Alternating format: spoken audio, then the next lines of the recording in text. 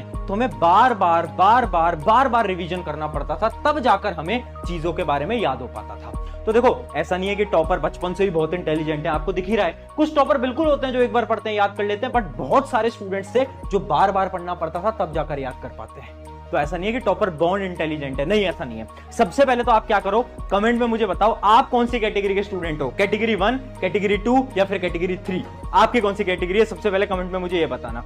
अब मैं इस चीज से आपको ये समझाना चाहता हूं कि हर एक स्टूडेंट का एक लर्निंग स्टाइल होता है दोस्त, लर्निंग स्टाइल, समझने का तरीका। आपको ऐसा लग रहा है कि यार टॉपर बनने के लिए तो मुझे सारी चीजों को जल्दी याद करना पड़ेगा, ऐसा कुछ नहीं है, ऐसा कुछ नहीं है।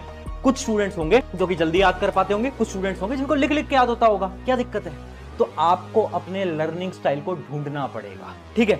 अगर आपको लिख लिख के याद होता है तो लिख लिख के याद करो, अगर आपको बार बार रिवाइज करके याद होता है तो बार बार रिवाइज करके करो ना भाई।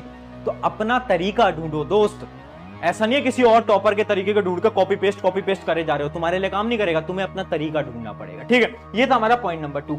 अगला है पॉइंट नंबर 3, जो कि है लेस रिसोर्सेज।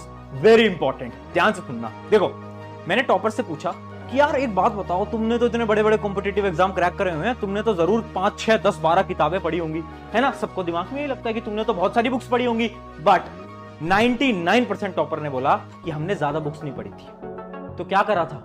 उन्होंने बोला हमने कम किताबें पढ़ी थी, बट वही सेम किताबें बार बार पढ़ी थी। इमेजिन कर लो, एक